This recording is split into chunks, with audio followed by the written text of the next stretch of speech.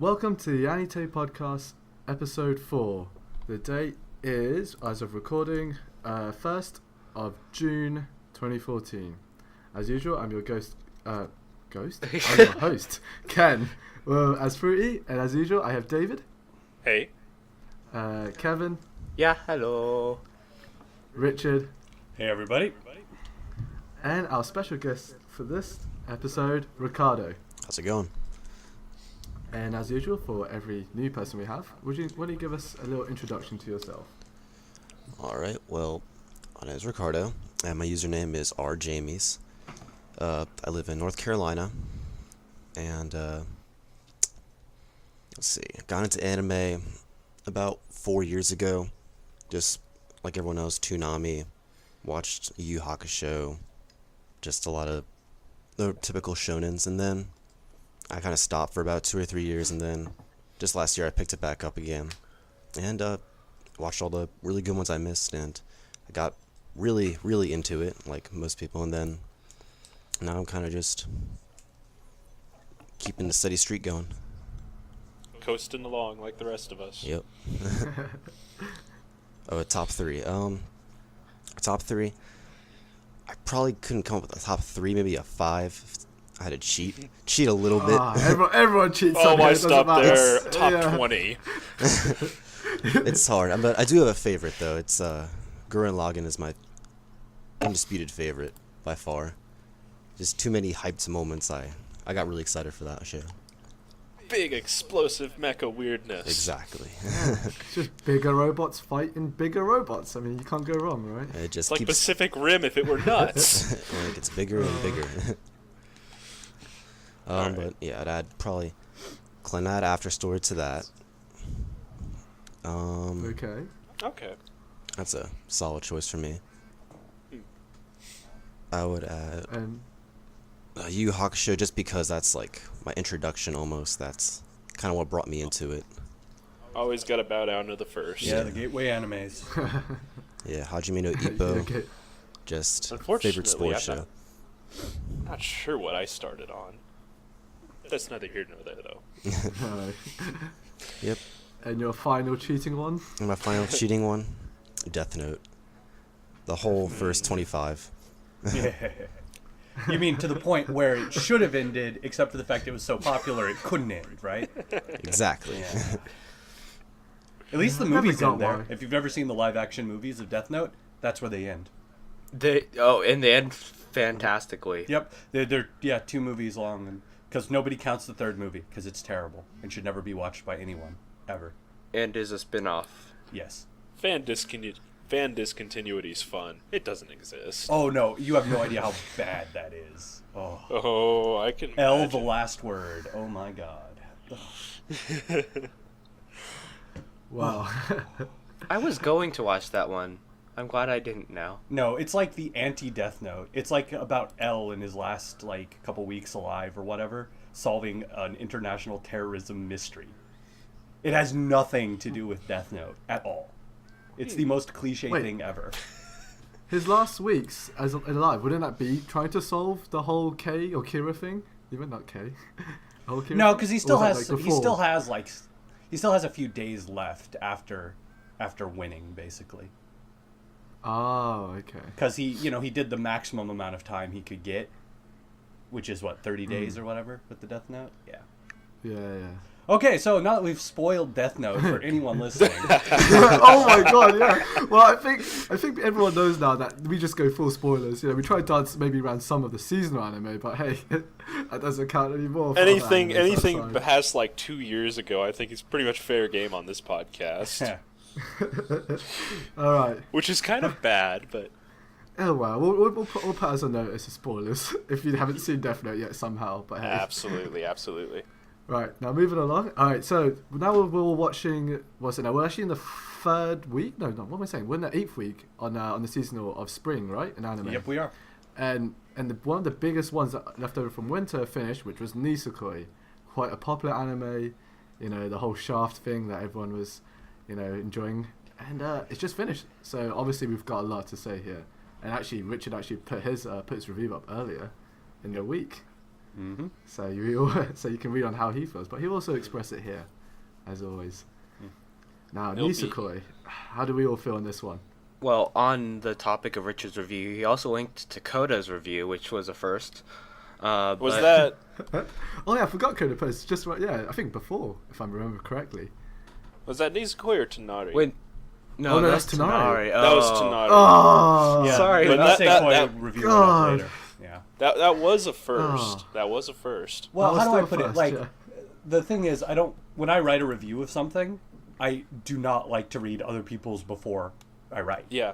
Like, I want my opinions, not other people's regurgitated.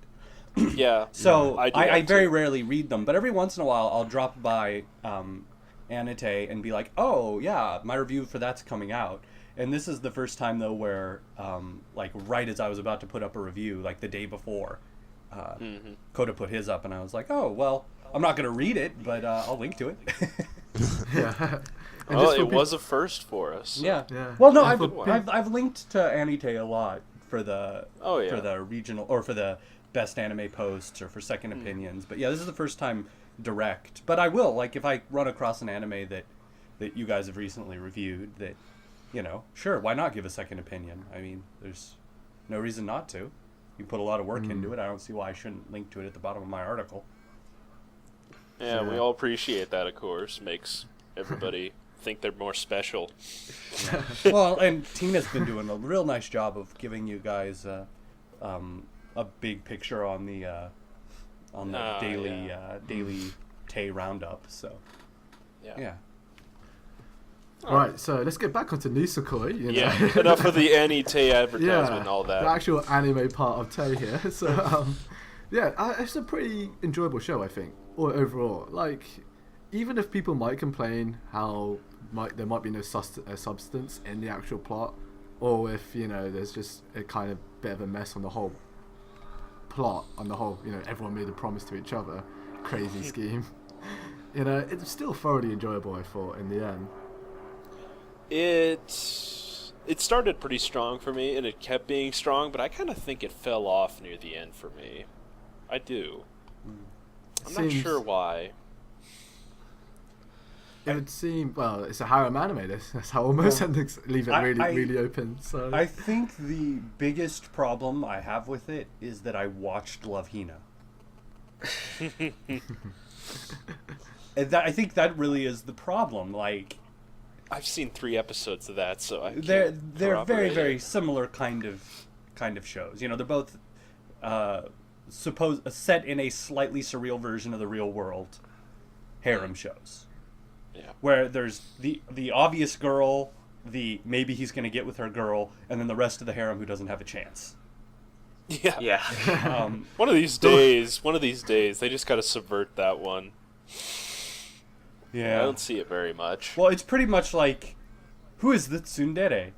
She is going to be the real choice. Like, Yep. yeah, it's always the first guy that we always meet as well. It's never, you know, the one that comes in episode 5, episode 10, well, in episode 15, Yeah. almost to the formula to Nisekoi followed.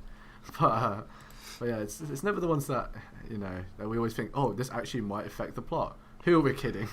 It'll just stretch out a little longer. That's all it'll do. It'll stretch it out and make everything more complicated. Yeah. like, but that said, I don't think it's bad if you like harem Definitely anime. not. If you, there's certainly much worse on the harem anime like spectrum than Nisekoi. Yeah. If you've never especially, seen like, one, no- you'll probably enjoy it. If you've never Like, was it you, Richard? I can't remember who said it, but it's kind of a throwback to the older romantic comedies in a sort of way. Yeah. A lot of the older tropes come back full force, and they're just shamelessly using them and kind of poking fun at them at the same time. When you said older anime, I almost thought you meant older stories, as in Romeo and Juliet, because that's the first thing I thought about when I first saw the first episode. I was like, "Wait a minute, am I just No, that watching was just Japan having fun with Western No, culture. like I mean- that was obvious from the very beginning. I'm like, what? Yeah. 2 warring families? How long till we get Romeo and Juliet? The answer: 19 Yeah. episodes. 19 Yeah, episodes. surprisingly, yeah, it took us that long. But I was just almost I like, don't know. Seemed like the way to top it off, and then as soon as that episode started, I'm like, so when's Chitogi. Yeah, Chitoge. Yeah. Yeah. When is she gonna be Juliet? Oh, there it is. There it is. We just had to wait for it. Yeah, somehow it's just like, yeah, you're not dodging this one. Nope, there it is. It's actually worth pointing out that when we say if you like harem anime, we probably mean this in the sense that it doesn't always have to have the negative connotations of 80% of all harem animes anyway. Yeah, this is actually one of the harems that are done well. Yeah, the vast majority of harem animes these days are just fan service up to 11. Yeah. Bare bones Basically plot, hentai. endless tease, nothing like that's what they're focusing on. Like the I don't know. You're the lovable loser who's surrounded by all these beautiful girls. Like that's what they're trying to impart, kind of thing. And don't get me wrong, there are others that there's some that follow this formula but that succeed pretty well. Like I know you guys would argue Kanojo, the Kanojo ga flag. the flag topple, the topple flag. Me and Rock are big on that. Or one. me, I'm really big on what was it? The multiple choice romance comedy. With a really long name, yes. Yeah, no com. Yes. Was it no com? Yeah, no com. No Yeah, is sorry, what they abridge it to. But yeah, like that one I really liked too. But it still is a pandering harem anime. I just really enjoyed the humor. But this one, this this one was fine. I really liked Nisekoi. I mean, Richard said if you haven't seen Love Hina, you'd probably like it. I haven't seen Love Hina yet, but I frankly loved it. There's also the fact that I loved almost every romantic comedy I've seen, but what made this really enjoyable is the shipping wars that was happening, and especially with the Ani-TAY community. Oh, that was fun. We should have dragged that out a lot more. That was funny. That was so fun. I remember reading a post where it was literally the episode finished airing or it just aired, and then I remember someone putting a post, now that Nisekoi's ended, here's the Onodera version, here's the Onodera, themed thread. It's like, what? Are we starting this already? Well, yeah, there was the Onodera thread that the Chitoge came up, and then I came up and said third option because y'all are suckers. Who wants one of them? It's main two. Yeah, go yandere or go home. Just remember, guys, once you go yandere, you can never go back. But that's mainly because you'll die. You're tied to a bed and your kneecaps are broken. Yeah. Yeah, that's what I say. Brilliant. I know I've said before, but I never always pick one. I just generally accept all of them and then find goods in all of them. Just kind of accept them all. So I don't find the fun in that almost. But it's always enjoyable to see everyone shout which one's the better one. But personally, I wanted Onodera to win. But shh, they need to know that. Yeah, Ken, we know that you like your ships. But with Charlotte and all of that. Well, last time I checked, there was only one plausible option in Infinite Strauss, which I need to finish still, but hey. That's another time. Yeah. But as far as it goes, it is a decent little show. It's well kind of made. surprising that it's Shonen Jump. I didn't expect that. Oh. But yeah, it is a Shonen Jump anime. I do like the comedy. The comedy's actually really good. It's always on point. It always fits well. It's got that Shaft skew to it, the humor. You mean the head tilts? Yeah, there's a lot of head tilts. There's a lot of, what do you call them? Explanatory marks above heads. Yeah. There's just a lot of visual quirks it is pretty, that are let's driving the humor. I loved when they did spit takes. It was like a little cardboard stand spit take. That just got me every time. That's one of the visual things where it kind of drives the humor a bit. And I kind of like Shaft animation, but it's not necessarily my favorite. I'm going to come right out and say that. It depends. But it's good. It's good quality, and it does help the humor. It has to fit the series in some way. Which we'll get into a little later today with one of our other things we're going to talk about. But like for Mahouka, for the Monogatari series, and for Nisekoi, the art really boosts the quality. It suits the animation of the show. Style. Yeah. It fits with it. It go hand in hand. Like you said, it enhances the humor. In Bakemonogatari, it enhances the weirdness. In Mahouka, it enhances the darkness of the show. Yeah. So it works with it. But there are a lot of shows that I think would work very poorly with that style of animation. Definitely. Pretty much Definitely, any as we'll other go pretty much into any later. other show that we're going to talk about today probably wouldn't work with it. Yeah, it has to be an anime that is succeeding on something like Madoka is all about the deconstruction. Monogatari is all about like clever conversations and weird like supernatural things. So of course the weird backgrounds of like swimming in a pile of books or desks that keep rearranging themselves in the background. Yeah, that fits with the overall theme. And with Nisekoi, you're right. It's like the little cartoony spit takes, or well, pretty much anything else. And they didn't go over the top in Nisekoi, which was kind of nice. Like they did in another show we'll talk about. Oh yeah. Okay. But yeah. That's the thing. I may have seemed negative in my review about Nisekoi. And it's not that I dislike it. It's that it's average. It's what it is. And anyone else any on thoughts on Nisekoi? Not particularly. If not, then let's stay on the same subject, because I know in this season there was at least 3 more romance-themed animes. So we will be just for you guys when listening, we'll probably be bouncing between the 3, which is Soredemo, Isshuukan Friends, and Bokura. So the full titles I can't remember on top of my head all of a sudden. So in other words, it's The World is Still Beautiful. Still beautiful. 1 Week Friends and the Kawaii Complex Guide to Hostile Behavior. Bingo. Thanks for the backup. Yeah. Now you say that Nisekoi is beautiful. I would say that the Bokura is actually even better on like so many more levels. Bokura, personally. This is like one of it has some interesting design choices. It does, and I think it does help. Much like Nisekoi's art style helps it, I think it helps it too. It's kind of surreal, but it's kind of real at the same time. It's kind of impossible to explain. Yeah, this is how I would see it. I'd say that it has one of the out of the shows we're watching, that and Isshuukan Friends, but they're both being made by Brainbase, so there's probably you can see the similarities because they're both having the softer, whiter color palette. Yep. So, and because of the actual show, where in Bokura, they're actually in the complex apartment, so so a lot of it's in the same building, and that actually I think always helps with the comedy, gives that relaxed atmosphere within the anime. And then when they do the comedic gags, they have that high contrast art.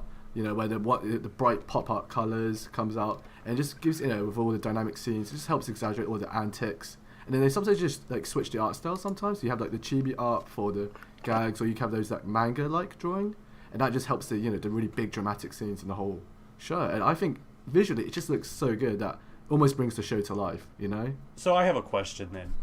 Why do you like, and by you I mean all 3 of you, why do you like Kawaii Complex?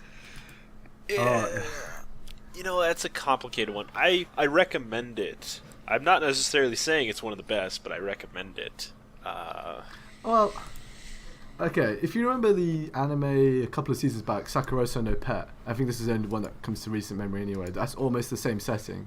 A guy who wants to live a reasonably normal life enters a department, and he finds all these eccentric people that live inside the building.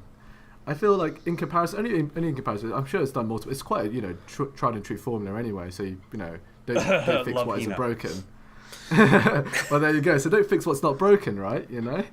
And it's been a while, I think, for me anyway. It felt quite refreshing. Like it's one of the times where when you see this type of show, all the side characters feel really important. Like for me, the time they spend, even like in the latest one of the episode, I think it's episode 6 or 7, they spent the time with Shiro and him just interacting with a small child. Yeah. They build that thing. I thought that was really great because it makes everyone feel as important. It makes him have it. They develop his character a little bit more. And later on you see the impacts and such. It was just great to see that all these characters get their own time and space, and then when they do, they actually interact with the main, well, quote unquote main romance, which is between Usa and Richan. I can't remember her full title now. Her full first name. But yeah, it was great because you see Mayumi when she's obviously the one who has loads of broken relationships, and when she sees Usa and Richan, she gets annoyed. It's almost like she's almost our point of view, where when we watch normally romance anime, they take forever to get together. Mayumi's just like, God damn it, why don't you two just get on into it? It's great. I think it's like it pushes the plot forward. They feel active aware, and aware of the whole situation. For me, it's just the characters make the show so much better, and in a romance, it's how much about we care about the characters that eventually then we care about the relationship they build. For Bokura, for me, that's how that's how much I enjoy it so much anyway. What else got reasons? I just enjoy it. It's got a nice art style, and it's kind of over the top sometimes, but it never quite leaves reality. I think that's why I like it. Compared to Nisekoi, where the art style just kind of does go over the top, and it does kind of make you question what the hell's going on sometimes. That's all I have to say about it, though. I mean, it's Bokura. It's nice. That's one of those things, like, so often I got people ranting about how great it is, but very rarely does anybody give me examples as to why. And I feel that that's because it's kind of a show that does nothing. Yeah. Like, we can pretend there's been like significant movement in the romance, but not really. Yeah. Like, it's been static. Like, it's had maybe one jump, and that's the moment when he reads a book, one of her books. Like, that's pretty much been the only development in their relationship. Granted, it is Kimi ni Todoki slow. It's quite Kimi ni Todoki slow, of course. Well, and that's it. Like, I'm waiting for something to happen. I like things to happen. I like characters to develop and grow. But this is more like, look at the crazy situation we've set up and let's revel in it. Yeah. And that's okay, but I don't. But that never captivates me. It's not a waste of my time, but it's just kind of like, okay, and. Yeah. I mean, it's not an argument or as a justification of why it's like that, but I feel like in the sense that realistically, in the way of the show saying, it's like, that you got this, reasonably beta, quote unquote beta male character here. Realistically, he wouldn't, just in day one realize his mistakes and go, okay, I realize now she's like this, I'm going to straight away be different. He actually just slowly, he's slowly trying to suss out what sort of girl Richan is, and then obviously remember the episode where Sayaka tricks him, saying pretending what he should be doing, take her to, why she's so quiet, maybe he should be forefronting and everything. He realizes mistakes afterwards. It took him some time to recover the loss, because when he thought he, got further, became more, distance with her. It seems more, in a sense, maybe too human rather than to be, another romance animes where they instantly click and realize what they've done and fix it straight away. It maybe seem a bit too slow, as you would say it, Richard, not exactly forward moving as such. But again, it's not a justification of why it's good, but it's maybe one of the reasons I see it as why it's quite slow. Because they are, it's high school romance angst, coming of age sort of romance maybe, because obviously they're getting the experience from the other members of their house as well. Yeah, That's how I see it. I'm just so surprised that it's always like it's on a lot of people's best list, and and that surprises me because I really like it. It's not that I'm saying, oh, you're wrong. It's more like, please tell me why, because what I see is something decent, but not something extraordinary. So. Yeah, it's true enough. We'll see how it goes as the season goes on.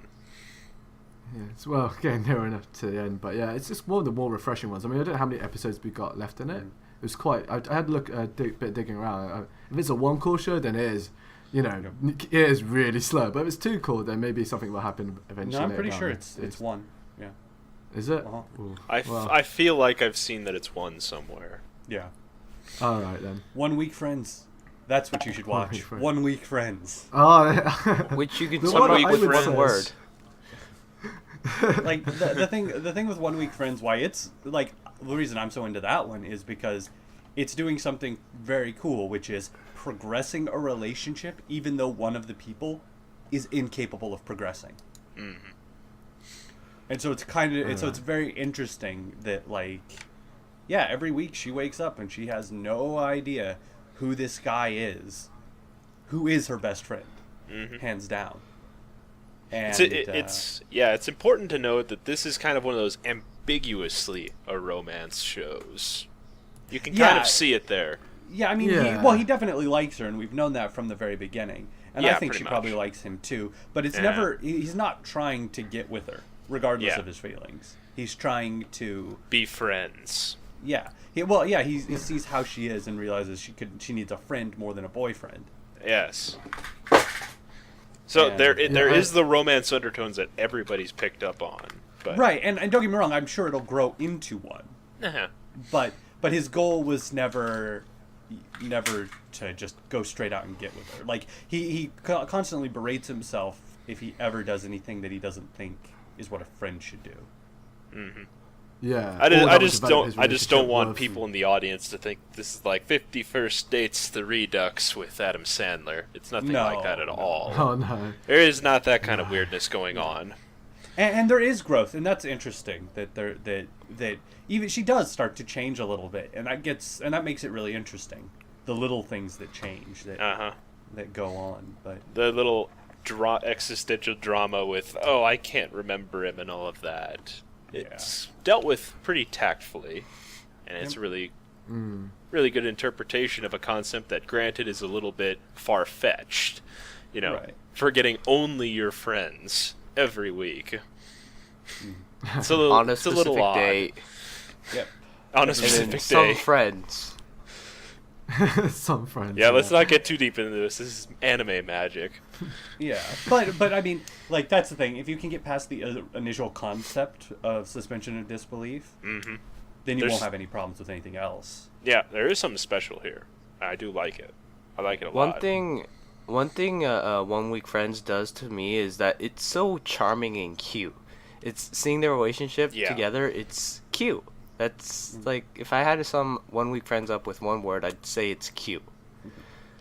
I just say it's You're clearly not watching the other big cute shows. I mean, I'm just saying. I don't know about you, but like, I always, when I think about the two characters, if they do enter that sort of relationship, I don't think, like, either it has to be from external circumstances, like something that forces them together, and even then, I always feel like it doesn't feel right. I can't see the two characters actually being in that sort of relationship. For me, it would be like, I feel like it would be really awkward unless they somehow, do cleverly write them together in such a way. Because like, so far the interaction for me seems not enough. I mean, granted, there's been, like, in the latest episodes, there's the hint of jealousy, like almost a hint of jealousy, it seems, between the two. But at most, I don't know, it just doesn't. Again, like you said, friends, not boyfriend, And if they do go down that route of a romantic relationship, it is possible. It is possible to go down that route, and it is possible to do it right. But it's probably better if the show never does it, and it just stays implied. Yeah, just stay true to the title, 1 Week Friends. I don't know if I agree with that, but okay. No, I think it is definitely moving in the romance direction. But maybe I should it's about rephrase. him changing, right? Yes. You're right. He would permanently be friends with her if it weren't for the others involved. His best friend and who's always telling him to just do it. Like, do it. Why aren't you doing it? But he does start doing those things and starts actually taking advantage of the chances he's given to be alone with her and other things like that. It's about, as much as it is about her breaking out of her memory wipe, it's also about him growing more and more. Because you have to remember, though, the big thing that started the whole thing was something completely out of character for him, which was he tried to talk to her. Yeah. Like, the series starts with him being out of character, and it's just more about him being comfortable with being that kind of an outgoing person and taking chances. Yeah, and he's an everyman. He's the kind of archetype that fits most people, and I say that, with a qualifier. It's just kind of an analogy for, you need to break out of your shell and you need to do things differently and all of that. It's interesting. It's like, good things happen if you take risks. Yes.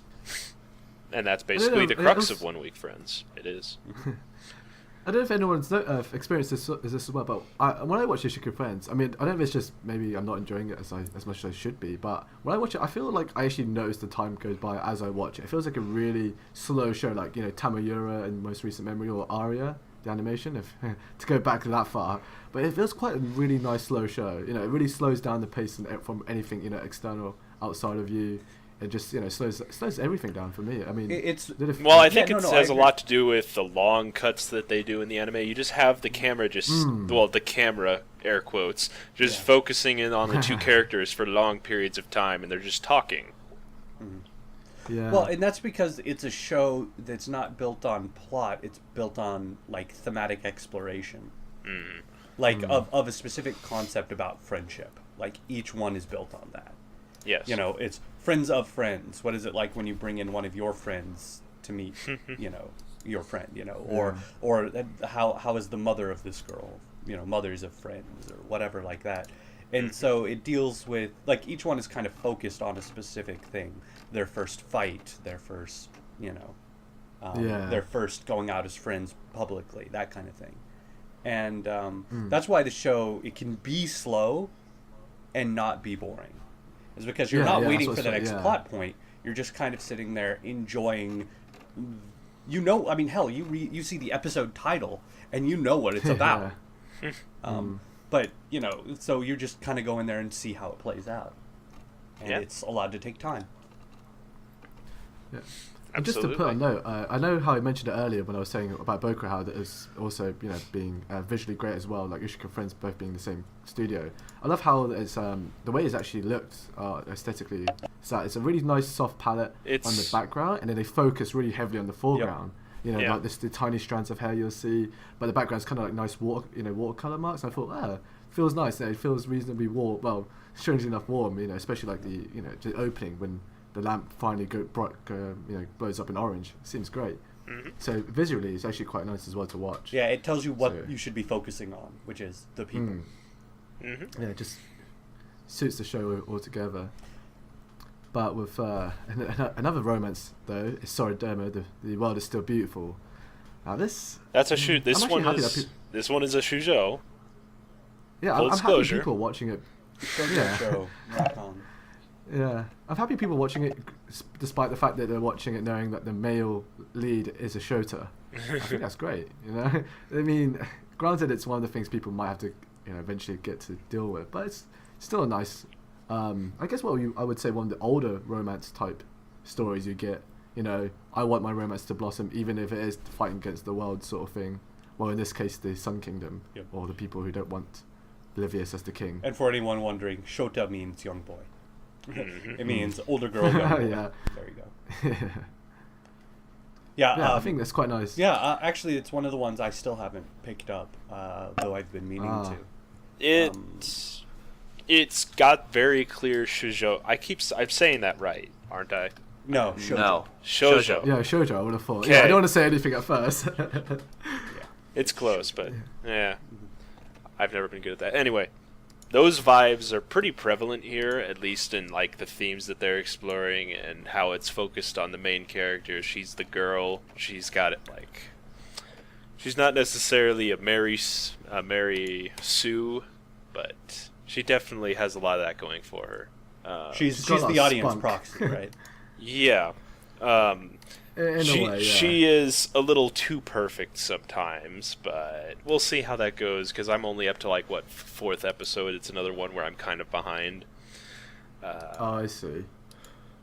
It is a rather cute show, though. It is. Yeah, I'm watching it. I think I'm up to date anyway. I think the episode aired just tonight, but I didn't catch it just quite. But yeah, it's. I think it's a show with a lot of personality.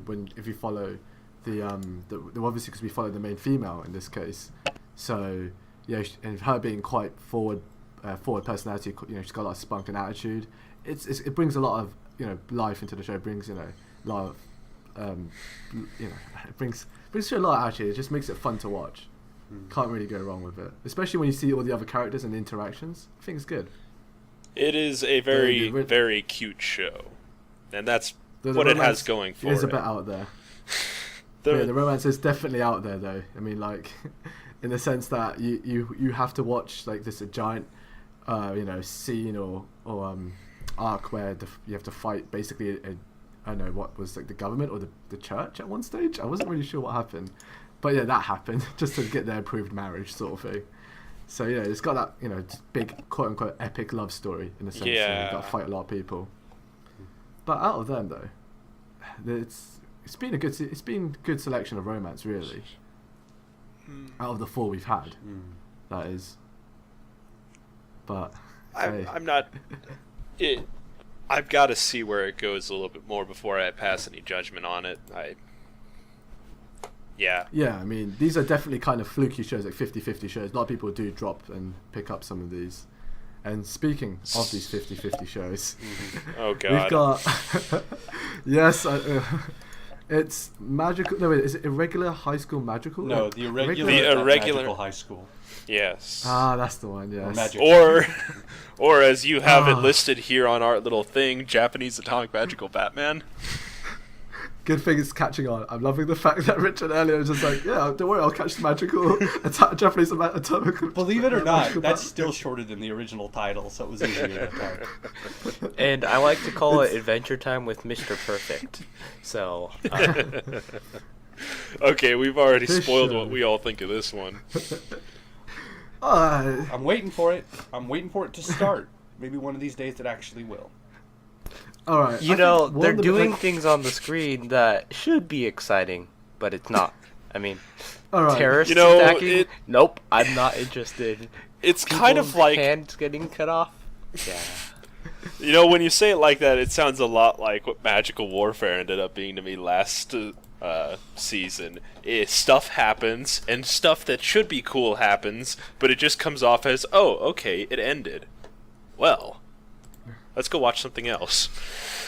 I feel like a lot of problems that the show had, like maybe the first probably 3 episodes, right? And the fact is that we don't have anyone that to explain to us the show of like what's actually happening. Like they say all these like technical terms, like like what was it like? I can't remember now. Like loop time casting, which is just chain casting, stuff like that. These are these technical terms, so we don't really understand what's going on when they do explain it during the action scenes and whatnot, and we just see it unfold before us. It's just like, oh, I guess that happened. Am I meant to be excited? And we don't have that exposition. Oh well, the true exposition of us, explaining to us in layman's terms what they actually did. Mm-hmm. So it leaves a little to be more desired. No, that's exactly it.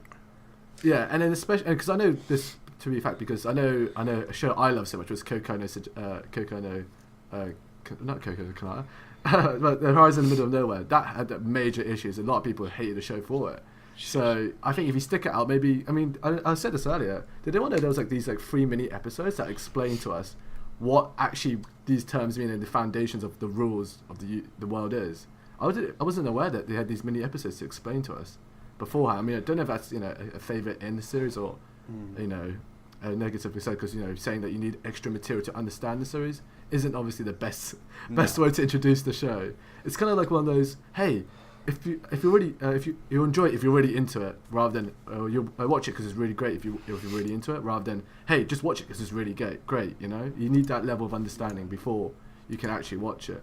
No, you're right. It's because we don't have any basis on what magic can and cannot do, and so usually what the show does is it explains to us something that can't be done, and then immediately shows us the main character breaking that. Yeah. Like it's like no one can fly. You see, it's impossible because of these reasons. Literally, next scene, he's flying. Fuck you.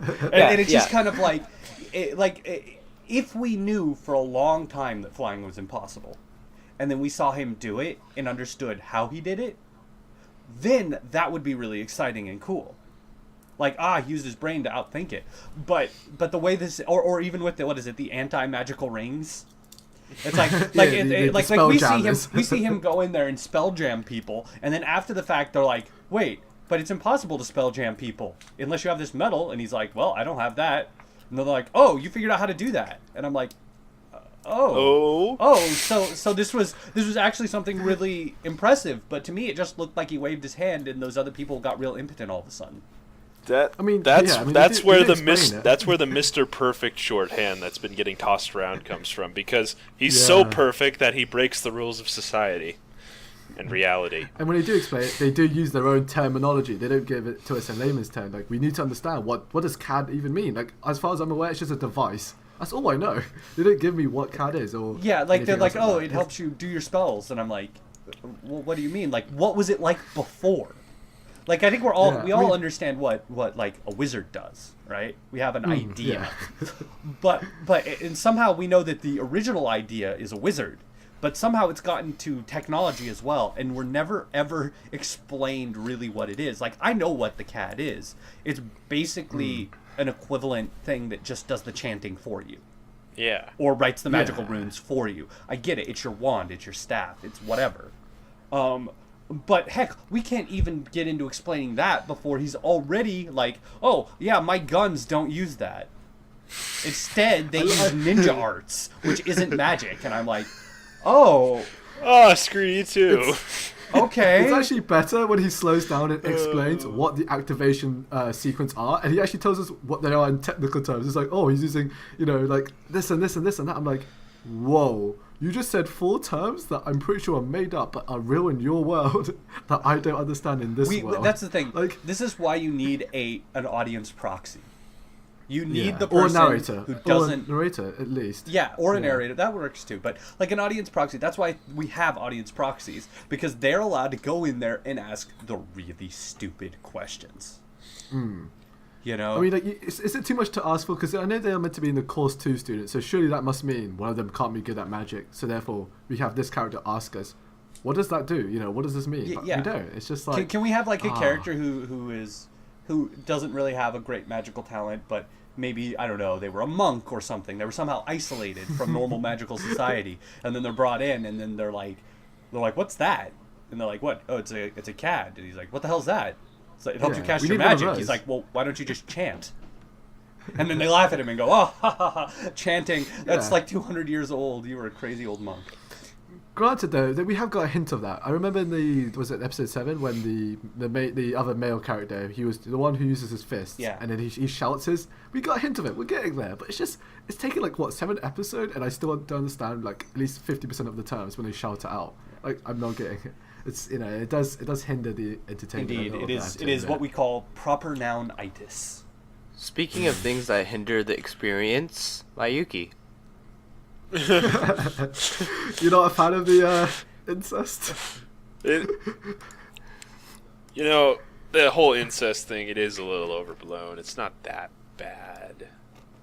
It isn't that bad, but it's so clearly there. It's there. And the scene, like, this is the thing that gets me, is we have, like, since we don't know the technology, and we don't know the magic, and we don't know the terms, we have that scene where she comes into his room, and she's like, she pretty much just throws herself at him. Yeah. And his response is, "You're my sister." Yeah. And she gets mad, knocks him out, and apparently wipes his memory. Yeah. And I'm like, what did she do to him there? Did she do something to him? Like, yeah, I thought she raped him. Then I thought, nah, that can't be what they were aiming at. But that's what I thought too. That was my first thought. Like, because he wakes up and he's like, "What happened?" And she's like, "Oh, nothing." And he's like, "I guess I made you mad." And I'm like, what? She routinely knocks you out and wipes your memory, and you're just kind of like, it happens. Like, I might have bad memory, but I keep thinking that when he does come back to conscious and he goes, "What happened?" I keep thinking that she's like almost like underdressed as well. She's in some weird outfit. Like the implication. Well, she's showing like reasonably too much skin to be like casual wear inside. I'm like thinking the implications are high in this one. Yeah, there must have been. She definitely sexed him up. Like there's no way around it. I can't stop thinking. Right, because immediately once she knocks him out, it switches to him getting his brain rebooted and waking up. So we just get this time jump, and there's no sun, there's no windows, there's no way to tell time. So we have no idea how much time has passed, and it's just this really kind of creepy thing where I'm like, surely not, but really? It's just too much to think about. She is not the strongest part of the show, but there aren't very many strong parts of the show to begin with. Japanese Elsa is getting too much fame. Fame's got shot to her head, alright? Japanese Elsa's little, she's riding on the stars. And who, I mean, that's the thing. I don't hate the show. Like, I feel disconnected from the show. I don't care about the magical terrorists because I haven't seen enough of the world. Especially when the show keeps undercutting it, where it's like, oh yeah, really strong magic users are prejudiced, but not that prejudiced. Like, that's kind of like what it's at. It's like, or it's like, well, until you have a goal of what needs to be changed, we can't change anything. I'm like, okay. And you know, like, I just... It undercuts its message and doesn't explain what's going on. And the show suffers from the same problem that Magical Warfare did, and that's that it doesn't really know what it's trying to do most of the time, and it's just flying all over the place trying to figure out what it's doing. This is one of these that I fear that the books are much, much better.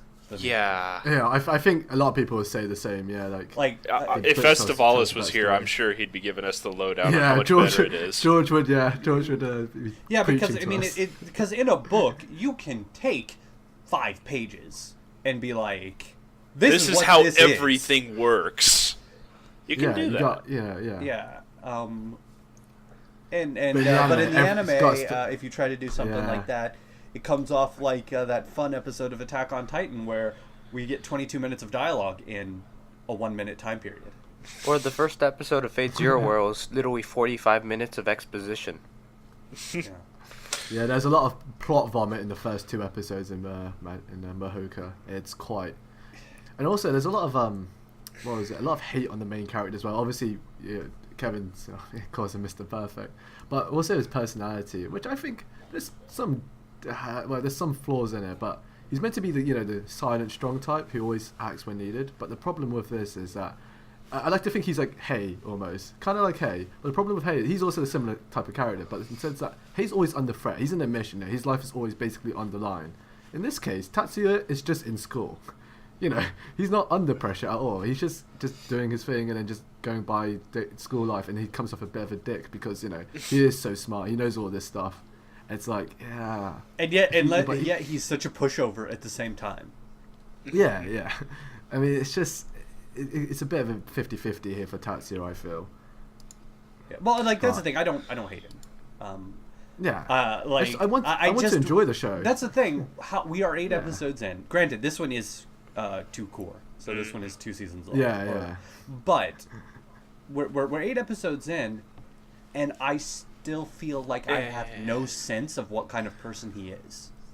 Yeah. Because we still don't know. We don't know his goals, really. Like they've been hinted at, but we still don't know what his goal is. We don't know why he is the way he is. We don't know why Miyuki is the way she is. We don't know why their situation is the way it is. We don't know anything to tell us who these characters are. And until we know about them and can sympathize with them, we can't care about them.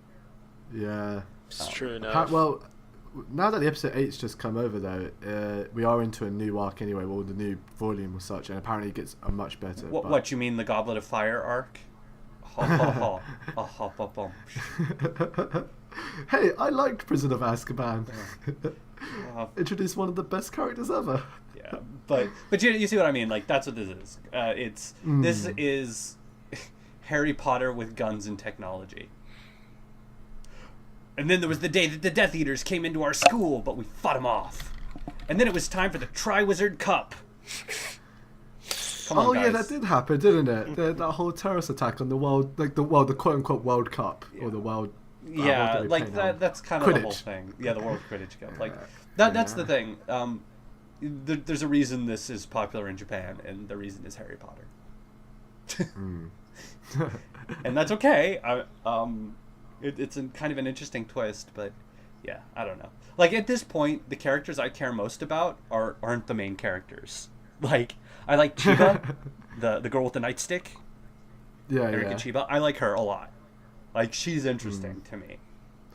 I like the new relationship they've introduced at the last episode 7. Or was it 8? The one, oh my god. Granted, they've been, I can't really remember, the vice president from the Kendo Club, and then they get together with the girl who got hospitalized. Yeah. Oh, Jesus. Yeah, I love that. That's a fun relationship, and they poke fun at it, which is great. Mm-hmm. The comedy seems to flow quite nice anyway. But it's a show I want to enjoy. It's just, they're not giving me much of a chance to try and enjoy it. All right. Yeah. I think that's good. Yeah. Anybody else? But yeah, let's just. Nope. Looks good. But yeah, it's another show, but yeah, it's one of those shows. Yeah, but here's another show that a lot of people seem to enjoy anyway. That I'm certain that I know some of us here don't think it should have got the same response it should do. It's Black Bullet, and there's I know David feels strongly about this. I feel strongly Black about Bullet. This. Where do you even start with this one? It's Attack on Titan. Let me say exactly what I did back when I made my little post about this, and that is, it's a good show. It's well put together, and it does everything it needs to right. It's just everything is so painfully predictable, and we've seen everything before. Everything.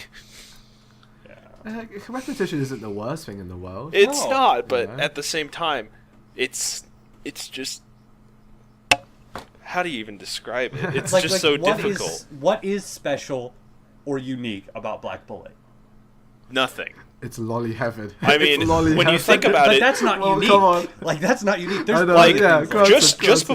before I came to do this podcast, I was catching up on Black Bullet, so I watched the latest 3 episodes, and pretty much my entire feeling on the show was just solidified by the fact that one of the characters used a sword to cut a machine gun. I'm like, what? You can't cut a Maybe machine gun special. made out of metal with the sword. It doesn't work like that. And that I'm just sure someone would kind of point out drives the error in that. it just kind of drives the entire basis of why I don't really like Black Bullet all that much. It's a good show, but it's just so shonenized and so over the top. They're calling their attacks. They're doing all of this insane stuff, and they're treating it like it's reality. They're not even poking fun in Yeah. it. They're not even lampshading the fact, oh, you cut that machine gun with a sword, how the hell did you do that? Just do that and it would be better. Yeah, no, you're right. They do go. They really are trying to, especially in the first couple episodes, they're trying to make you think that this is our world. Like, if this was in, like, a One Piece world or a Dragon Ball Z world, it's clearly not our world, then I really don't have any problems with somebody cutting a sword in half with a gun, or a gun in half with the sword.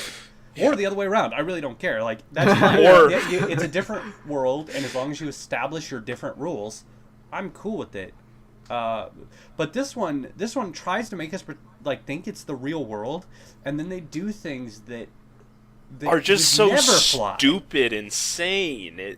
And then another one, they have this big, gigantic railgun sitting out there doing Yeah. nothing, and then a grade 5 whatever comes along, and oh, we don't have any rounds of this highly potent ammunition sitting in this very conveniently placed railgun that apparently can shoot at the speed of light. No. Well, That's like that was the weird thing. stupid. Is like I thought it was supposed to be abandoned or not Yeah. in use. Yeah, Except for the but fact it's- that we learned immediately later in the episode that oh no, it had just been finished or had been constructed and they were getting ready to move it. Mm-hmm. But here's the thing that gets me. There's 2 problems I have with it. The first is the fact that everything in it you have seen somewhere before. Yes. It is Attack on Titan. Humanity, last vestiges of humanity, you know, surrounded by a wall, which in this case is the giant monoliths.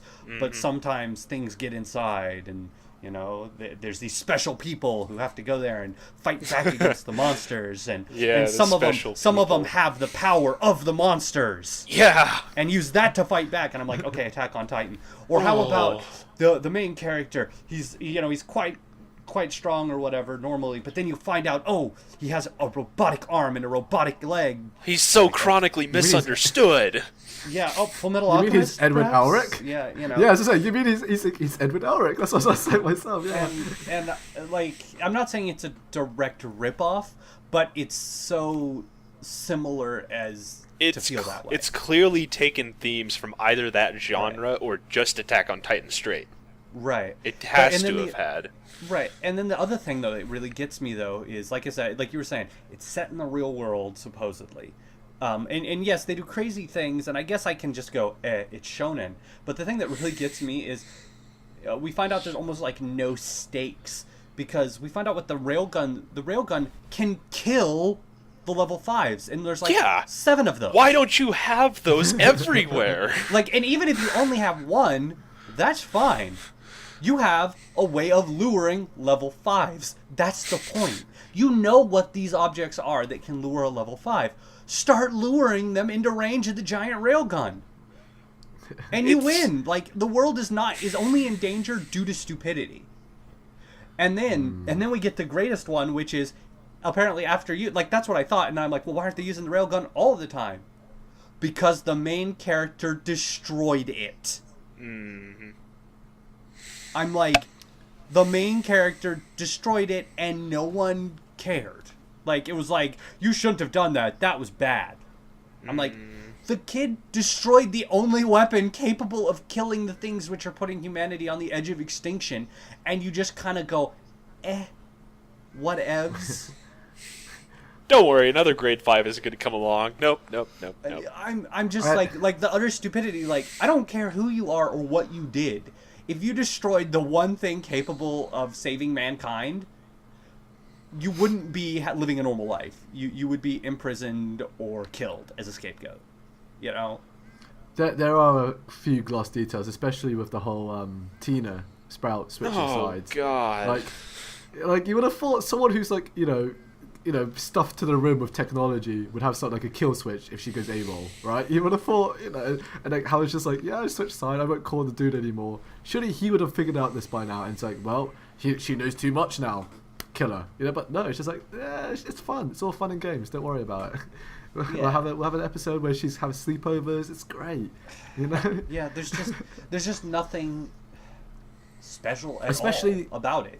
I mean, while it does take few steps back, I think there's some great steps they take forward, like how they handle the whole cursed children and how society perceives them. I think that is the dumbest thing great. ever.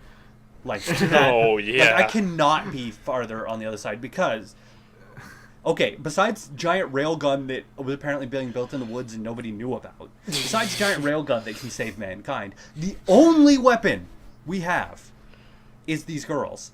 Now, I don't know who the dumbass was that was like, let's shun them and make them live on the fringes of society. Like, I would have been like, if I were a politician, or an army general, I just would have been like, look at these girls, look at them, they fight the fight from birth, and they don't fight it on the outside, they fight it in their own bodies, but they're winning, and not only are they winning, they're destroying them on the outside as well. These girls are our hope, our power, let's join up, rock with them, we'll train them, and they will save us all, and we will support them. Look at that. I've just swayed the entire population of the world. On that In a vein, speech off the top of my head. This is not complicated. It's stupid. on that And that's vein, what it it's- reminds me of Bokura, if any of you seen that, where like the kids are piloting mechs to save the world, and like there are people out there who are trying their best to screw over the kids. It's like, what? What's new? I mean, I've had partial spoilers delivered to me by somebody I know who's been reading the actual source material, and other countries or areas or whatever you want to call them, Black Bullet still hasn't explained to me what the hell the world looks like. Other places like Japan's Tokyo apparently do different things with their super powered lollies. Apparently, they do more along the lines of what Richard is saying in that they weaponize them, but that's not necessarily better.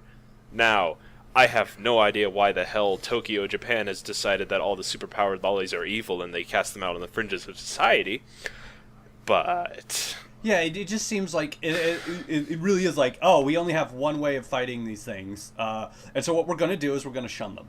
Yeah. Because That that never will has make made humanity any sense. survive.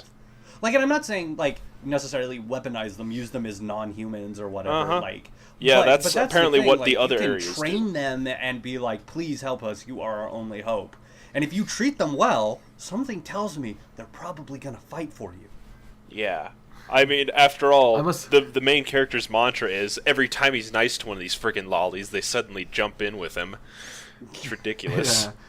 I must have a soft spot because every time I see them do the tiny, like they do a small scene where we see the cursed children out on the streets. I'm just like, oh my god, my heart's bleeding right now. personally. My heart is maybe forcibly bleeding because of these sad lollies. Maybe. Well, of course it's sad. Again, maybe I'm just too devoted to the lollies anyway. Well, no, but like think about it. Like think about this another way. If there are like anti groups out there, you know what I mean? Like the main bad guy of the first arc. Like seriously, why didn't he just walk into like one of the schools for the children, you know, for the superpowered lollies, and just be like, hey, if you come with me, you're gonna get 3 meals a day and never be treated bad again. Congratulations, you have a superpowered army. So what person in the government's like, yeah, we should just forget about them? Mm-hmm. What, you mean the superpowered people who we treat like crap and may one day just kind of wreck our society? Yeah, them. We should forget about them. No, who cares? No. It's a fundamental point of the world I cannot accept. Mm-hmm. Like, there are things I can suspend my disbelief on. Cutting a gun in half with a sword. There's things I can't. Which is the entire setup of the show. The premise is based around character stupidity and characters being insane. And that's kind of the problem. And even the villains, they're just insane. Go ahead, Ricardo. I actually do like about it, though, or one thing to look forward to, I guess, is that the girls will eventually turn into those monsters, and yeah, it's how, you know, I like how he's growing attached to one of them now. He's like actually good friends with the initiator, you know, but as I'm sure in one episode, I think it is, like, she's actually like on the verge of turning now. She's like reaching a certain percentage where she does turn, and but that'll never really happen. It's the enemy within, doomed, foregone conclusion, but they're probably not going to quite go that dark. But that's the thing. Whatever. If she transforms, he'll figure out a way to untransform her. Yeah. I don't believe, like, everything that I've seen in the show so far shows me it doesn't have the balls to, like, legitimately make her turn and him kill her. The thing about Black Bolt is it looks dark, but when you pull up the hood, it's really quite optimistic. Yeah, it really is. Especially the whole gambit on the needles. He's like, "Oh no, my only one." Oh God! Don't mention that. I go full gastro or I go full man mode. Oh well, it's 50. Oh my God! I'm bleeding to death. I'm bleeding to death. I have like 6 of these needles, and only one of them could possibly turn me into one of these things. Okay. No, it's not even one. It's like, I'm going to use all 6 of these. It's like at the same time, like, I'm pretty sure that doesn't increase your chance of being more human at the end of this. Yeah. You know what? It doesn't matter. It probably isn't messing with the probability at all, but you're just going, why did you have to use all 6? Yeah, like, does overdosing make it work better? But it's a shame they did, you know, go that breakneck pace though at the whole first 3 episodes. Oh, is it 4 when they handled Kagatane? I think that's the villain called, the one with the mask. Yeah. Oh, he's not dead. He's not dead. Oh. But I felt, well, like his supposed death, you know, and his daughter, well, or his initiate in this case, I can't remember if it is her daughter or that's the relationship he has given her, regardless. But yeah, and you know, and then you would have thought, my God, you've just left this child, you know, fatherless. Like, are we not going to spend at least 5 minutes on this? Nope. Quickly, go. We got to get to that railgun. And then he rips off his arm. You're like, okay. He just ripped off his arm. Okay, he's not going to try and spend... No, he's got to use that arm and shoot. Okay, well... Oh, we can't control the railgun from here. Oh, God. No. Okay, let's move on. No, you have to take the shot. Oh. No, we're not talking about this. No. It does slow itself down anyway when they introduce Tina Sprout, but it does have a few, you know, up and down. It's kind of like a roller coaster ride when it comes to the, you know, it doesn't. You know what? It's just like it's a lot like Irregular Magical High School in the way that I don't feel like it earns its badass moments. Yeah. It has badass moments, but I don't feel like it earns them. Like, it's like, oh, yeah, I'm gonna take all these needles and shove them into me and become super powered. And I'm like, well, of course you are. It's time to go Super Saiyan. We might as well say this now. These needles are these medical needles to help him improve his combat abilities. Not like just cocaine or heroin, right? We just want to point this out. He's not a drug addict. In the plot, apparently it had use in combat. I don't know when the hell he was given these things, but yeah. Oh, we get a flashback to the doctor giving it to him, like the random doctor who's. We don't know who the hell she is. Yeah, it's like, oh, she made me like this. Oh, okay. Oh, actually, Black Bullet does one of the worst things shonens can do. Well, to be fair, some people do it right, but in this case, I swear to God, the exact line of "the fate of the Tokyo area is in your hands," Rentaro. I swear to God, you say that line 4 more times. You know, it's like why? It's like literally, it was like the. Look, it's already cliche. They just got to keep going. I mean, I'm just saying, like, Dragon Ball Z I could believe, right? But in this case, my God, you can't say it like 5 times every other episode, please.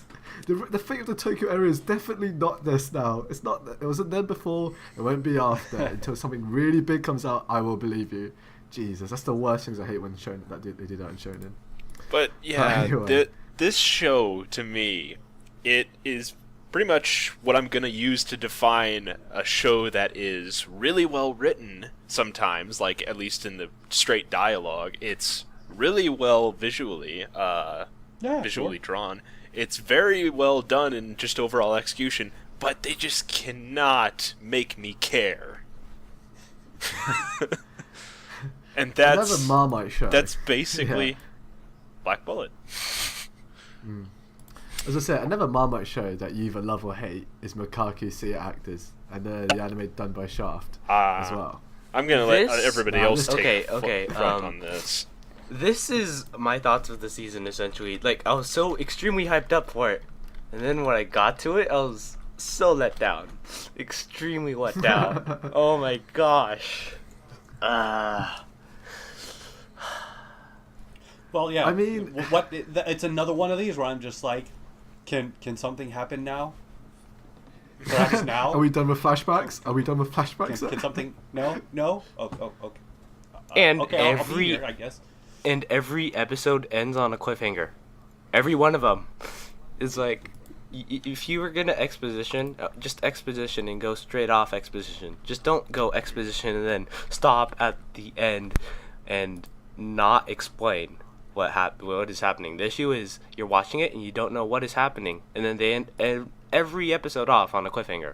Every one of them.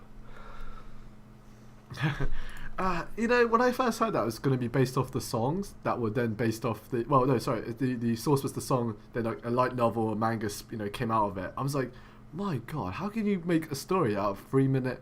So, and I don't know what I was expecting, but I keep hearing that like you get some really good arcs, especially NA's arc, the Cyber Girl. Apparently that arc was meant to be amazing. I'm just like, where are we going? Can we go back to the present time?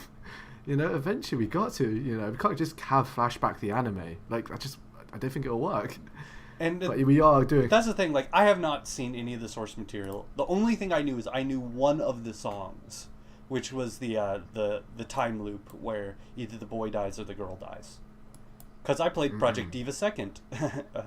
Project Diva F Second, and it's in there, and it's almost the exact same video. Only with Miku. Oh, okay. And so I'm watching. So I knew what the plot was. Like when they started doing it, I'm like, is this based on a Hatsune Miku song? Because I know what's happening here. And and that's the thing though, is I was just kind of like, yeah, that was what the song is about. And we're done. It does leave you. We're done. Oh. Yeah. Okay. It leaves you wondering. It just leaves you not even desiring for more. It just leaves you hanging, really, like thinking, well, what do I do with this information? Great. I've learnt the backstory of 5 different members that I haven't seen yet in the present timeline. We've went through I mean, like, I'm almost certain we've, like I said, episode 8 now or 7. We've gone full circle with everyone, as in the sense that we finally know how they all meet and how they're connected. But that's 8 episodes. Like. Are we just seeing the anime of how they get together? Are we not going to see like a greater cause or anything like how they, as a group, with their superpowers or whatever, or their supernatural abilities to overcome, any obstacles or whatnot? No, it's just an exposition of backgrounds and stories of what happened in the past that weren't even that exciting in the first place, yet anyway, so to speak. No, and that's the thing. We were talking earlier about Nisekoi and other Shaft works, Monogatari and Mahouka. And this is one where I feel like Shaft is the most wrong possible choice you could pick. Because basically, I'm bored all the time when I watch this show. Like the first episode, I was like, okay, all right. And then suddenly, it's about a completely different character. and we're gonna do that for 2 episodes. And then we're gonna go look to at another new characters. Yeah. Oh, okay. And then we're gonna throw something completely random at you that you have no context of, and you won't until episodes later. Until you've, or you unless you've seen the source like material. manga. And like Monogatari, like I said, what keeps me interested? The conversations. They're so well written and so funny that I'm enraptured. Okay? So that's fine. With Madoka, it's the whole how everything is built around this deconstruction. So that, again, I'm interested. I'm attentive to every word.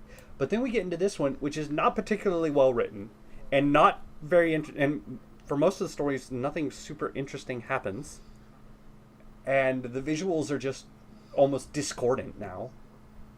And this like has you the can't most make nothing look interesting. And they have the most head tilts I've seen in a Shaft show ever. It's like, geez, let up with the head tilts. It's just. I think the only anime that Shafted that didn't overuse or even use their head tilt. I might be wrong here, so I'm gonna put myself out there. Was Sasami, and I mean, if you remember, this maybe a year back, Sasami at Gambari, the one about the NEET, who was basically God, like Haruhi Suzumiya, almost, where she's become a god by accident. Well, she's God and she doesn't really know it. Yeah, that's the only anime I can reasonably think that didn't overused or even use the head tilt. Spoilers. Gee, I'm sorry if you want to go watch it for head tilts. I don't know. It's fine. But when it comes down to it, I've heard people say, oh yeah, if you watch the music videos, if you know the songs, but cetera, you shouldn't have to. Then you'll like this. And yeah, exactly. That's the thing. A work, I do believe that any work needs to, unless it's specifically built to work with something else, it ties in like a TV show that has a movie, obvious, like Firefly and Serenity. Serenity doesn't need to stand alone. It's built to be a continuation. But unless that is the case, I believe a work should stand on its own. And this doesn't. It not to me anyway. I'm bored or confused. One or the other. Maybe we'll just stitch everything back together. And hey, maybe it will, but I don't. Yeah, at the moment, it's. I don't know if you should have to sit through 8 episodes of confusion and boredom. And 1 week of not watching it. I think this is a show that needs to be marathoned, also, because it could be better with that. It could maybe, be. yeah. Because I fully admit that there are some shows that watching week to week is horrible, but watching all at once is okay. That would be Attack on Titan. Yes. But yeah. Wow. Well, so how long do we have left here? we've still got a little bit of time. Yeah. Let's try to get through this pretty quick, though. Yeah, let's shoot some. Let's shoot the other 2s we've got, which is Ping Pong. Who here is watching Ping Pong? I don't remember. I am. It's not. I am. Richard, Ricardo, and Richard. Well, you guys can take it away. Me and Rock will just sit let's here quickly twiddling our shoot thumbs. Yeah, have fun with that. Well, maybe you'll enjoy. Just you go might with your acquire ping something pong back. hype. Ping pong hype. It's not ping pong hype when it's true, alright? It's not hype when it delivers. Just saying. But ping pong. It's the sports show that isn't the sports show, and it's probably the best show of the season. I mean, it's good. I don't know if I'd call it the best, but definitely really good. It's one. And you're right. It's not a sports show. If you have seen a sports anime, then you do not know what you're expecting in ping pong. There are no matches that last 5 episodes where one of the players will use his magical ability that makes the ball hit his racket every time. And he doesn't shout it. He doesn't shout what he's gonna do either. He doesn't give his own shot a name. It's no, stop that. Right. It's embarrassing. The closest we ever get to that is the main character who's really good, Smile. He gets into a mindset, which is shown as if he turns into a robot. That's the metaphor we use. But it's a metaphor. Yeah. He's not really turning into a robot, and he's not even thinking about turning into a robot or anything like that. But that's the mindset he gets in, where he sees everything with precision and exacting detail. But even then, he's not unbeatable. Yeah. It's just he's really focused. That's all it's trying to say. For me, it's one of the shows that week in, week out, it's always without effort entertain me, regardless of how it's done. Even if it's just characters, no ping pong or like even if it's just like not even training arcs. It's more just character development, if anything, because it's not about the sport. It's about the people, and how each of them are affected by the sport, or how the sport affect them. Especially Wang's story. My heart goes out for him every time I see him play, and especially in the latest episode, I just. You see how he's grown, right. His acceptance is just too much, for me. It's good. It's such a great show. Yeah, it's about people growing up. Like, that's really what it's about. It's about one kid, which would be Smile, who's always been in the shadow of his friend, and has been happy there, and finds out. Or more or less his talent is kind of forced out into the open, and he accepts that he has this talent and strives to become strong. That's not even going. It's not even going to the other characters that we meet as well. Not even Demon, Peko, Kazumoto. We don't even see how they fit. Even the captain. The one not even the main character, the side character. Of the team. Like the captain of what's the bad guy team? Of the school. What's the bad guy team? The bad he's the best, one of the best, if not the best ping pong player in the world of his age group. And we see that it destroys him. He has to basically go into a bathroom and have a panic attack before every single match, because he knows that if he loses, that's it for him. It's like every character's got something to play for. It's only the only one is the ones where they're trying to find their purpose of playing, which was Peko and Smile. Yep. But even Wang's, he just want to go home, and the only way for him to go home is to play ping pong. Yeah. And that's why he trains so hard, why he pushes himself, his team, and everyone.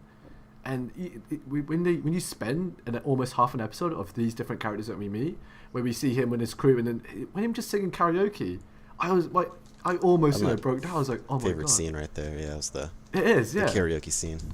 Yeah, it's the cheesy singing, the the exposition, the quick flashbacks to pan shots of where the other characters are and how they're spending Christmas, or Christmas Eve even, and it just almost puts to a picture of what ping pong the animation really is. Yeah, especially Smile. So sad. Yeah. And that's the thing. It's not a sports anime. It's a coming of age story. It's a coming of age. Don't get me wrong. I love the ping pong in it as well. I mean, it's great as well. Yeah. But that's not what the point is. The point is watching these kids become adults. That's what it is, and that's great. It's not what I was expecting at all, and that's why it's so great. Oh, I love the art style as well. I mean, I think people are always put off by it because they say, "Oh, ping pong. I don't really watch. I don't like ping pong, so I won't watch it." Yeah. Or they see the PV and "Oh, this looks awful." But it's kind of, I think it's brilliant. It goes hand in hand with the animation, and apparently it's quite similar to the manga art as well. So you can't go wrong when everything aligns itself, and especially with a director, the Yuasa. Can't remember his full name now. Shame on me, but it's brilliantly creative. I think it's brilliantly engaging to watch as well. Yeah. What do you think? Your thoughts, Ricardo? Well, I think I just like how all just character development is just great. It just touches on everyone. It's just a full story. Everyone, especially my favorite would probably be Kong, or he's playing to get home. Also, I think Smile can be a little bit relatable, a bit. Just he wants everyone to leave him alone. He kind of just is a quiet person. He doesn't want to be really bothered by everyone, but everyone just wants his talent to be discovered, and they want him to succeed. It's also got that hint of history repeating itself. How all the coaches are going back into it. But we all agree that it's an absolutely stunning show. That if it's an experience that you have to watch eventually. It's something when's the next time we're going to see a show like it? Yeah. It's in a world of where every sports anime is the exact same anime. Yeah, especially thanks to the popularity of free and Kuroko no Basket, and maybe Saki, you could argue to a degree. But when's the next time we're going to see ping pong? That sort of art style, that sort of story is going to tell. I think anyone listening to this who haven't seen it has to start watching it, because I don't know when we're going to watch it, because it's almost a rejuvenation of the sport genre anyway. Yeah, heck, I'd watch a lot more sport anime if they were like this. Yeah, exactly. It's amazing. This I actually know does. David also. Oh, sorry, Ricardo. Actually, this one does actually the sports part pretty well too. The tournaments, like, I get hyped for the tournaments, and it's Yeah, but every they're week. good and fast. Yeah, they're It's fast. not like we're gonna waste the next 10 episodes on this tournament. It's The best- that was an episode. You watched 6 matches. Weren't they cool? And I'm like, yeah, absolutely. I learned a lot about the I think the- characters. The best part is not everyone they meet is apparently super special good at the sport as well. Like, holy crap, not everyone has a special, trick up their sleeve. You're like, oh my god, I have to watch, 10 minutes of this same trick, abused over and over. Thank God I don't, It's just ping pong, It's just all it is. Now, I know David also wants to quickly touch on the show while we're pushed for time here. Yeah. Which is Data Life, David. I'll so keep while we're it. here, we'll We fiddle our thumbs while you do this. Whereas the last show, 3 people were watching it. I think I'm the only one here who's watching this, so I'll just briefly breeze through this one. I'm Data gonna Live pick it up is eventually, but Yeah. haven't seen it yet. Data Live is a romantic comedy harem show, which means that half of you already aren't going to look into it. But honestly, the second season is up there in my top 5, which is extremely ironic after I panned the first season so badly.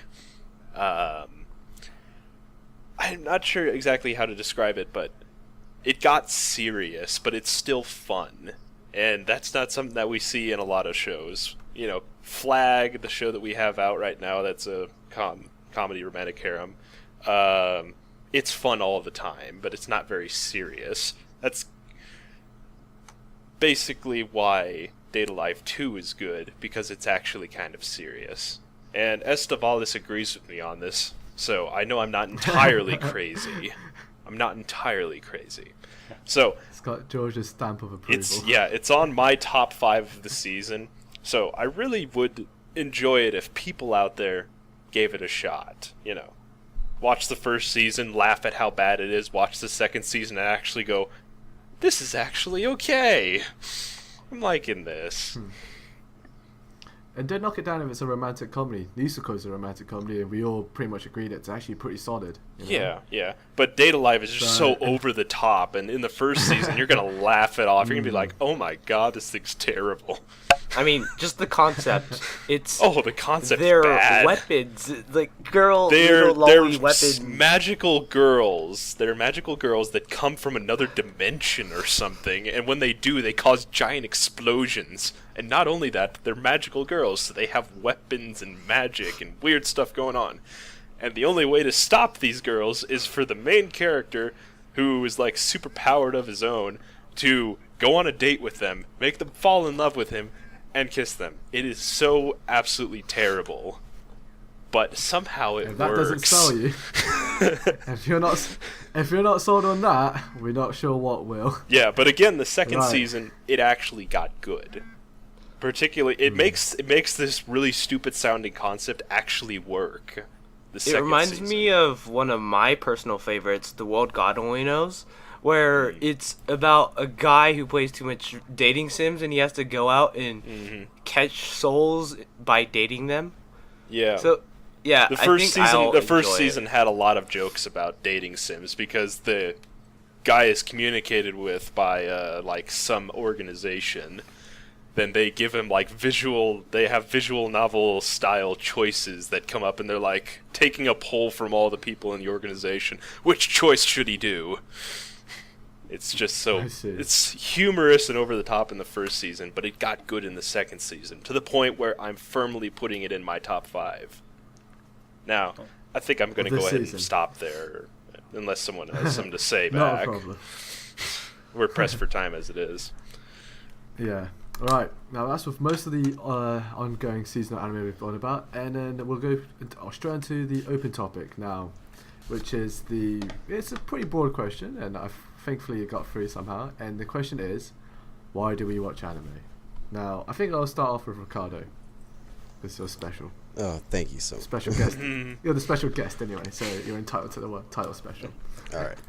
Well, I guess I'll watch it. I know we discussed beforehand, like the reasons though is similar yeah, we just that touched on it, yeah.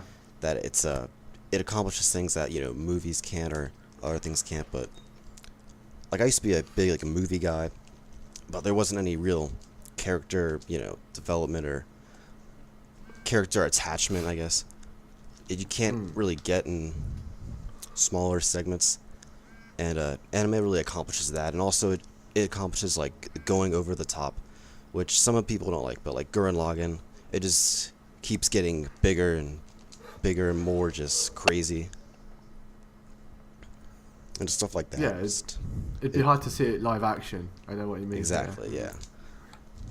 Mm-hmm. I guess that ties into mine, actually. So I'll go ahead. Let's segue there. The reason I watch anime is because they can just do cool things that you just don't see in our live-action television here in the States, and we have pretty crappy cartoons, at least for adults. So you can just see things that are wondrous in anime. You can see these big, giant robots going at it. You can see big, explosive battles. And you can see these beautiful vistas just rendered artistically that you just don't really see in live-action things. And that's pretty much why I watch it in a nutshell. You can do wondrous things. There's a lot more science fiction. There's a lot more fantasy. There's a lot more just having fun. Yeah, mine would be almost in a similar vein as well. Like, it doesn't help that in each country there's a different demographic for when you watch something. So obviously you got your prime time and such. So when it comes to anime, it's obviously because it's such. Funny, it helps that it airs in such a late timing that there's almost open up for anything, which is why I enjoy it so much because it's like I said, it's quite varied, and there's stuff there that can't be accomplished in live action. You've got scenery that you wouldn't be able to find on Earth that they could just draw up in anime, which is brilliant, Mm-hmm. And it's that sort of thing why I watch anime, week in, week out. I watch 30 series, so up to watch a lot of series. Yeah, so it's entertaining, and because it's not tied down to the same demographic that in our country anyway, so I'm always experiencing something different, and it's enjoyable, it's fun. So that's the bottom line of it. Can't go wrong. Kevin? Mine's kind of in the similar vein, but it's more Daisy Chain. Daisy Chain. Yeah, They're right? all similar. Well, that's kind of to be expected, isn't it? It's that anime is made differently than stuff in the States and in the UK and stuff like that. It's made by the story. Most anime is an adaptation, and that means they have better pacing. They are generally written better because they're not written on the top, and it ends when the writer wants to end it. The biggest problem I have with normal TV is if something gets popular, the TV producers make them make more. A lot of makers want to end it, but they can't because it has to go on and on because it's popular. They're milking it until it dies. With anime, it ends. It ends fantastically for the most part. Much better than Western TV. And I just love everything about it. I love the story. I love the tropes. I love how they present it.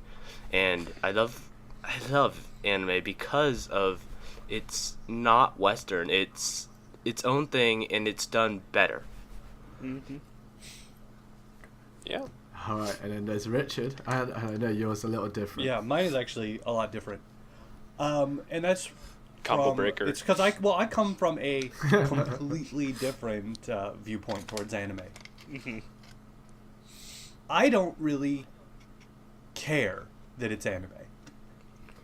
There was a time when I thought anime is so special and so unique, but the older I get, the more I look at it from a completely different way, which is this: I like good stories. Yeah. I don't care if they're anime. I don't care if they're American TV. I don't care if they're books. I don't care if they're movies.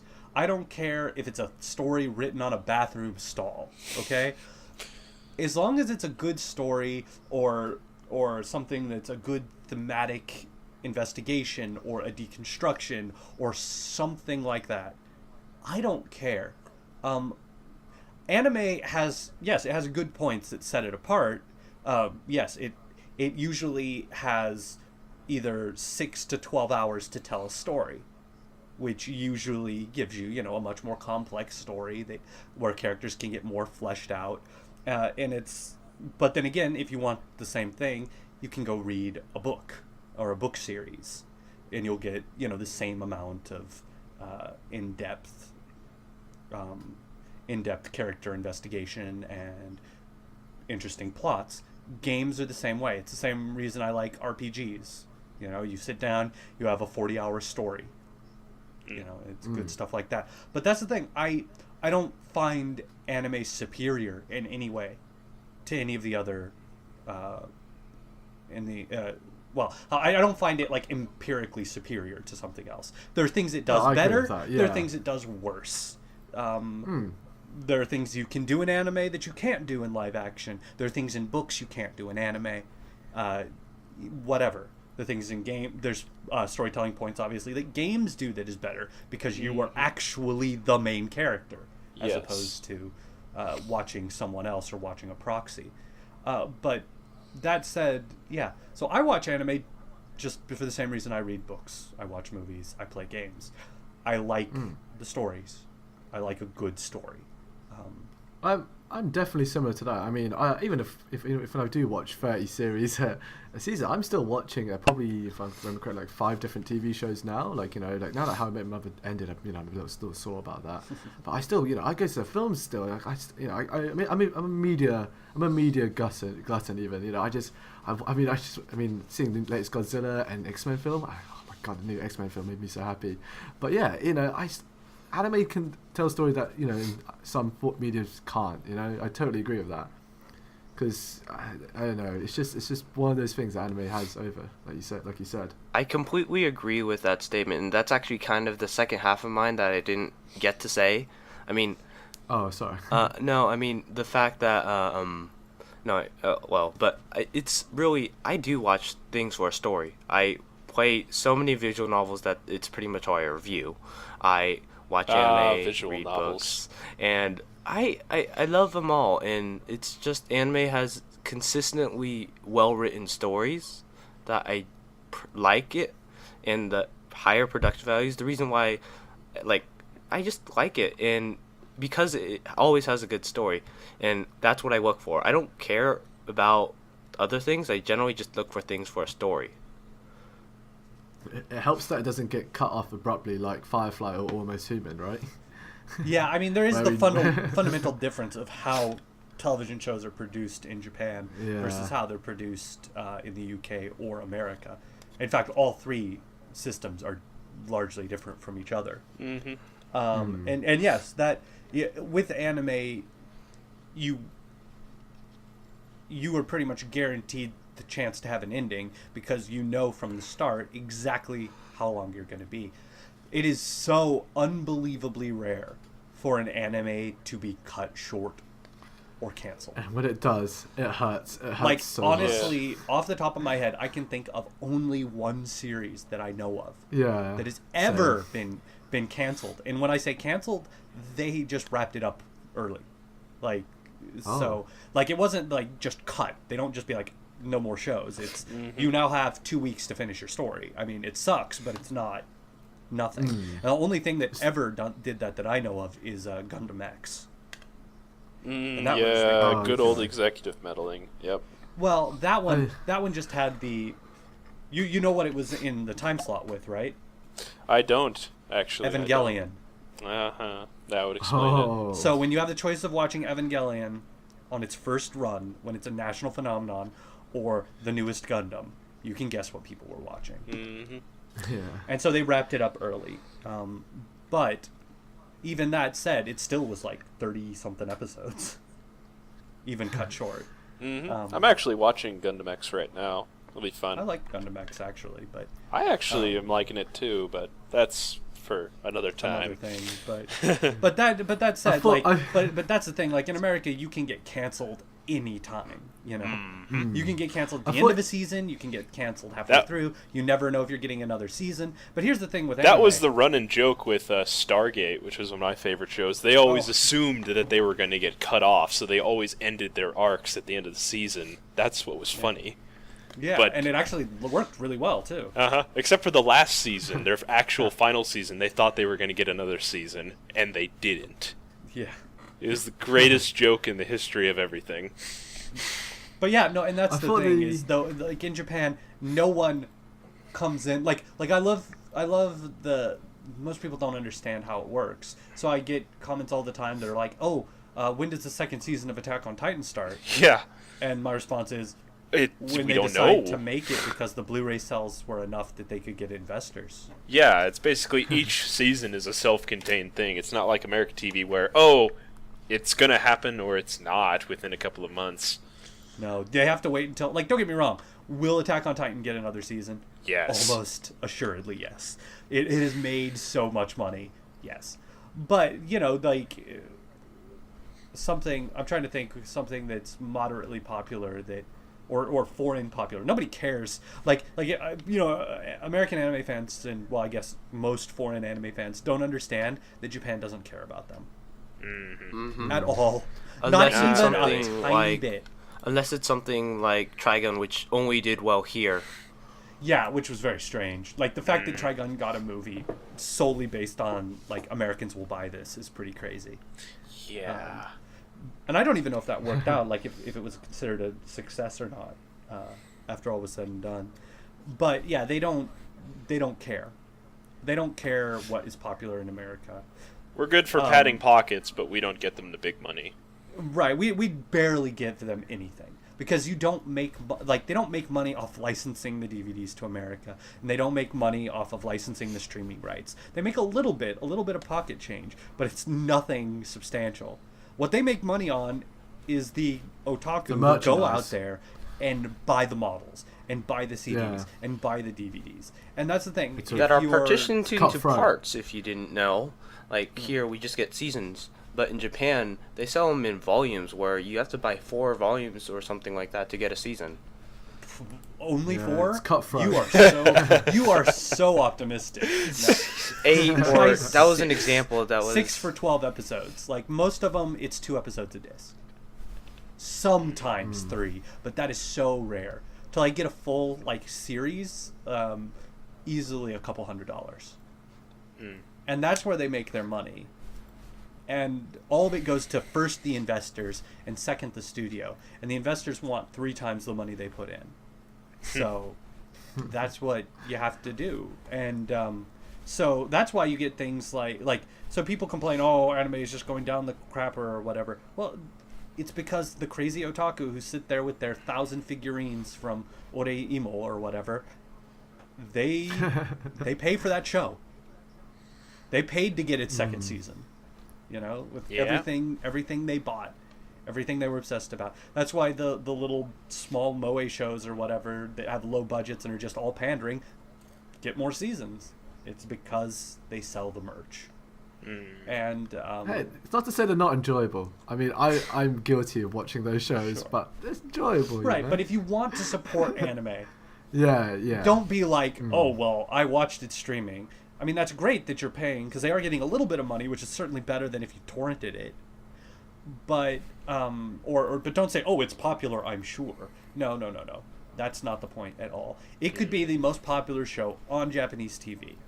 And if no one buys the merch, it's not getting a second season. And that's all there's it's to crazy it. as well. So go on J-List, go on, what's another one? CD Japan, I think. CD Japan's CD Japan, also, yeah. Go on one of these places and buy a figure.